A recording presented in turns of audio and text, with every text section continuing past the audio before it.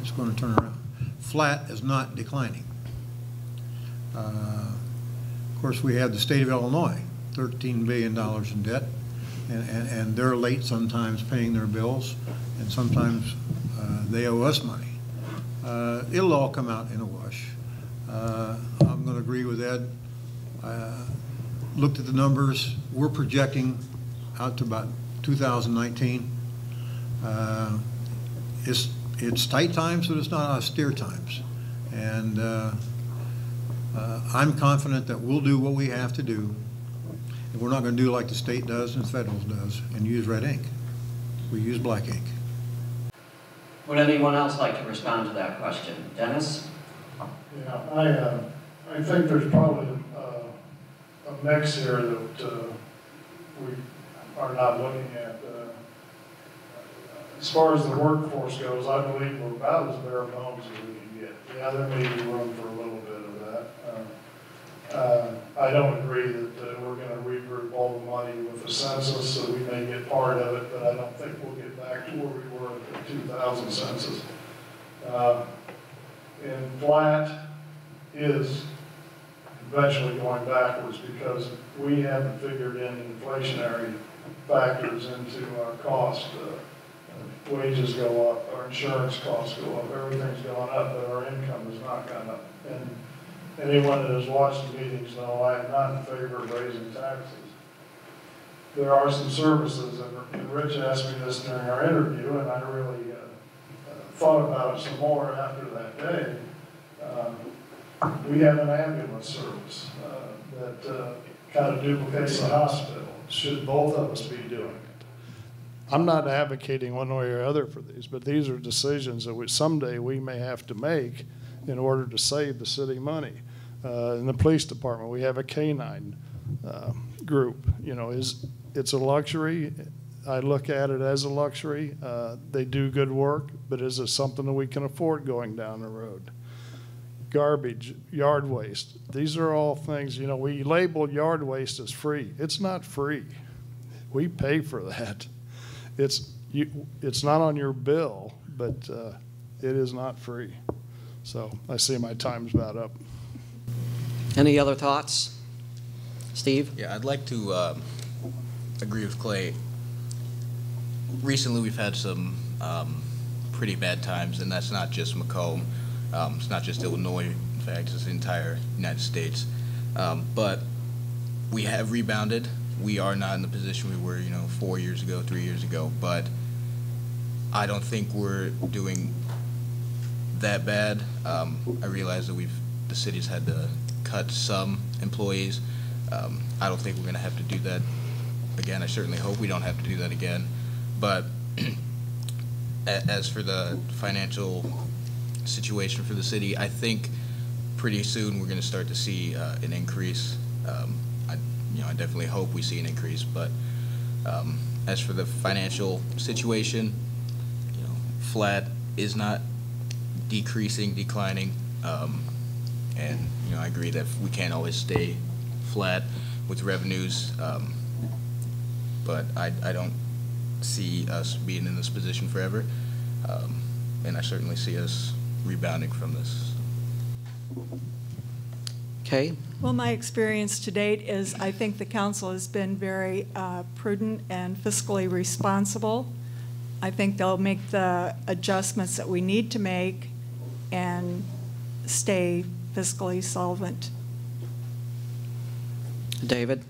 I think one option that was floated 2 years ago, around the same time that we decided to raise the sales tax, was the idea of a liquor tax. It was, I believe, Chris Zimmerman was a candidate for the city council who brought that up. I think if we were to explore a liquor tax of maybe 1%, 2%, 3%, we could bring in additional revenue that way. Did you want to follow up on that, Tim? Yeah, if I could.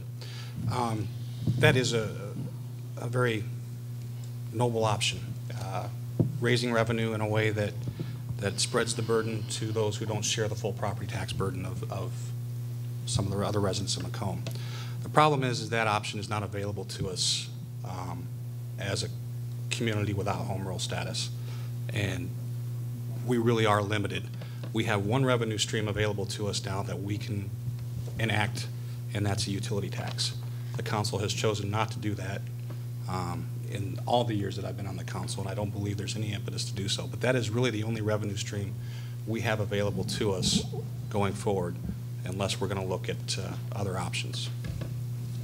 David? Well, the city of Lombard, Illinois, has been known to use the food and beverage tax, which is sort of a gray area in the municipal code. And they are a non-home rule city, and they've been able to use that to tax liquor. Ed?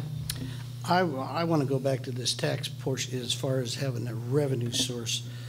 In the 90s, we never took our PTEL through certain years in the 90s. And our pension funds were pretty well 100% funded through that period of time. But you have to remember, the market is volatile as what it is. We've been having to take our PTELs here lately to make up this difference of $400,000 occasionally. Our pension debt is, I believe, $1.2 million. I think that's what it was when I left. I can't tell you for sure what it is now. But if there is another source of revenue, if the national economy settles down to the point to where the investments that the pension funds have start showing greater dividends. They're doing very well, all of them are, but they could do better. And then we could use the PTEL if we had to. Since the issue of home rule has been brought up, I'd like to hear what the candidates think about home rule.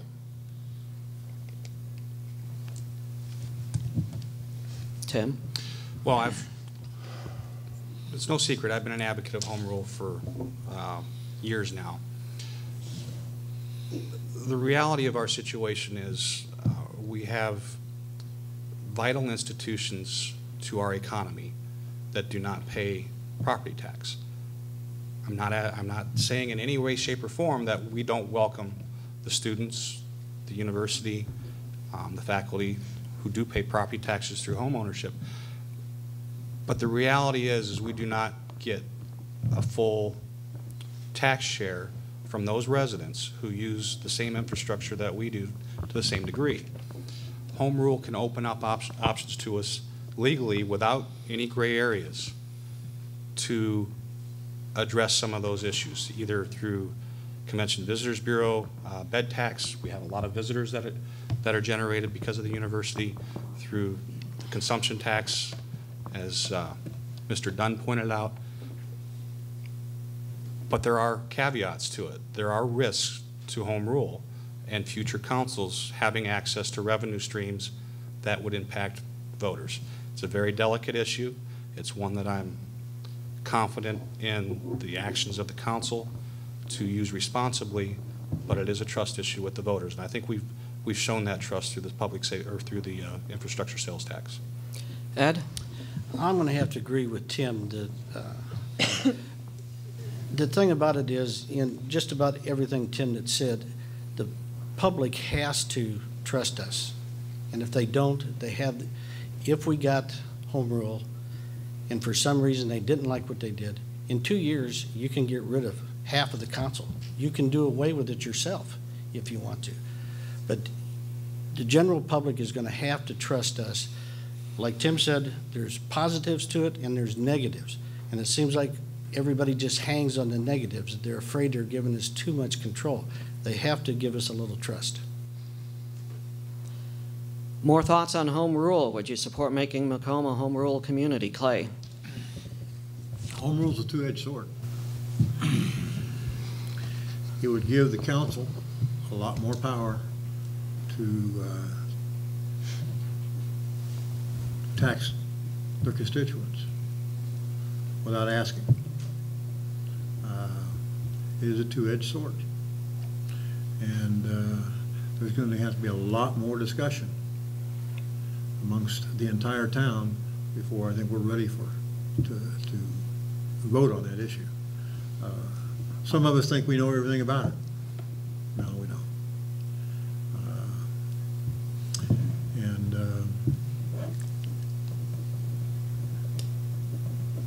Yeah, you can vote us out in 2 years or 4 years, but As a leader, I never ask anybody to trust me. I ask them to follow me. All right? That's just the way it is. David? I would agree with Clay. I'm skeptical of home rule. I want it rolled out completely, but we have to keep in mind that it'd be giving the city council the power to tax gasoline, a service occupation tax, a use tax, and it would remove our cap on property taxes. So I think that's a slippery slope when we look at the power we'd be handing over to the city council. Steve? Yeah, going back to what Tim said, you know, a large portion of the community are students here at Western. Not all of those students live in residential halls. I myself, I rent a home in Macomb, and I think indirectly, students who rent houses or apartments off campus do pay property taxes, although, you know, not to the extent that a native of Macomb would, but they still pay that. That goes back to, you know, 46, I think roughly 46% of Macomb population is at or below the poverty line, and you're right, it does have benefits, but it also has its pitfalls, and I think right now, given the current economic status of Macomb, Illinois, and the country, that raising those tax burdens, potentially raising those tax burdens on half of the city would not be a great thing. And, you know, students themselves, they don't always have a lot of money, you know. I know sometimes I struggle. So potentially increasing those taxes, whether or not it's on gas or sales or food, I don't think would benefit a whole lot. Ed? I just want to come back, you know, when I think the city should look at the home rule, but the question before, we just got done sitting here talking. We was talking about possibly having to lay people off. Now, we don't want to use a tool that we may have to be able to create some revenue. And when the home rule started in some of these burbs outside of Chicago, when they went to home rule, they made promises to their voters that they would not raise this, they would not raise that. We're not going to do this in a back room when nobody knows. You're going to be sitting right there in the audience when this vote comes up. And if there's 300 people sitting in there hollering and screaming, telling me they don't want it, then it most likely is not going to happen. So you will have a choice to be able to speak your views to it, for it or against it. But I do believe it's a tool that we should look at. Moving on to the next question. How should the city proceed now that funding for the Adams Street project has been denied by the state? Okay. I think that we will resubmit for that grant, and it will be a project that will be pursued, that we're hopeful that on down the road that will take place. It would be very beneficial to the city and to the university as well. Steve? Yeah, you know, it's unfortunate that we did not receive the, you know, I think 1.2 million that we requested from the state, but obviously I don't think we should stop. I agree with Kay. We should keep pushing forward to try to get that refile for the grant. You know, the state's not in the best shape, so it only makes sense that, you know, Elmwood, I think, was the only city in the area that got funding from the state, and, you know, rightfully so. They had been devastated by a tornado in recent years. You know, it's very important that we do revitalize that entrance. It's the second most important entrance to campus, and having, you know, a good first impression on prospective students or freshmen does wonders to make them want to stay, want to contribute to Macomb, want to participate in local government or the economy. And I think revitalizing that area would do wonders to help us accomplish that.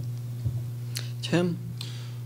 When you look at the projects throughout the state that were funded, there were 50 projects funded throughout the state with that program this year.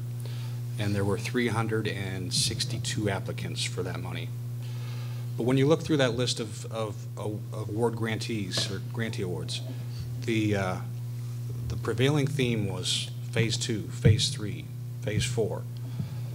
These projects that were funded are continuations of large-scale projects and an idea to tie things together. And we have that idea here. We want to start with Adams Street. We want to tie the Adams Street corridor to the square, through the intersection at 67 and 136 with an enhancement project there. The idea is to get our foot in the door. And once we get our foot in the door, we really hope the money will start to roll in then on a continual basis. And that is why we should resubmit, because we had a very strong application. But again, there were only 50 of 362. Clay? As I recall, we were in the top 4. That project was in the top 4. And we had every indication to believe that it was going to go. And after it was denied, we were told, you don't have to change very much or modify it very much to resubmit. And I think that's what we're going to do. I think that's what we need to do, because that corridor and the development of the Adams Street mixed-use area down there is essential for the future of Macomb. Absolutely essential. And it could create new businesses down there. If you want to bring in new revenue sources, new businesses generate sales tax. That's how you get new revenues. Dennis? Well, I would agree with about everything that's been said about the Adams Street corridor. With that being said, I've been opposed to it from day one, only because I want to start downtown and work back towards the campus. I am not personally that crazy about the design that we have before us. I would rather that, this all hinges on if we're too far